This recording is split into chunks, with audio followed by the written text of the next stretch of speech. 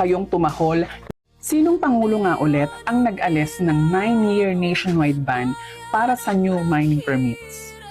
Duterte. Kaninong administrasyon kinalbo ang kabundukan ng Cebu para maging Dolomite Beach na sagot sa mental health ng mga DDS? Duterte. Si Duterte ang Pangulo na pumayag gawin ang Kaliwa Dam. Ang resulta? Nasira ang biodiversity ng Sierra Madre.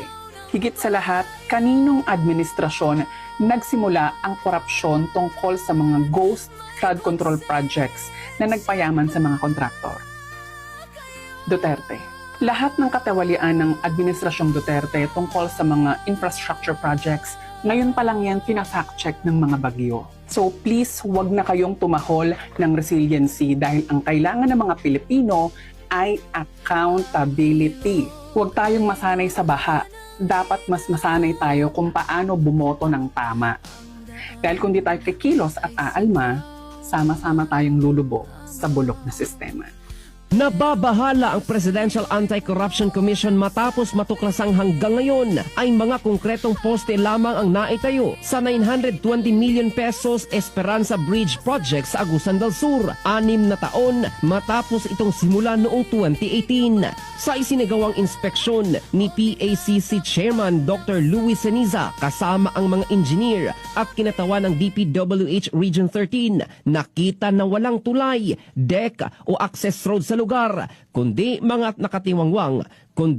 nakatiwangwang na haligi sa putikan.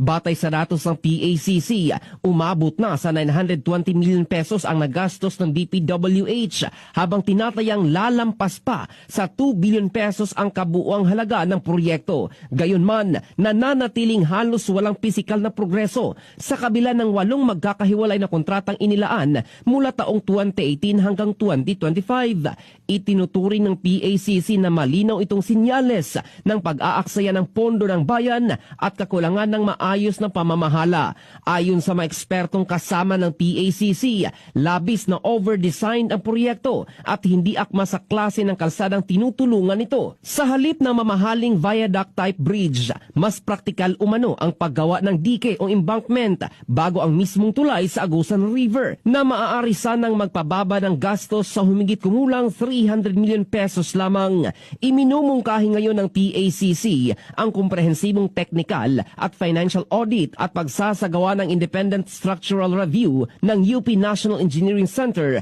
upang matukoy kung makatwiran ang disenyo. Kasabay nito, nananawagan ang ahensya ng transparency at pananagutan mula sa DPWH at mga kontratista at inirekomenda ang pansamantalang pagsuspende ng proyekto hanggang matapos ang investigasyon. Sinong Pangulo nga ulit ang nag-alis ng 9-year nationwide ban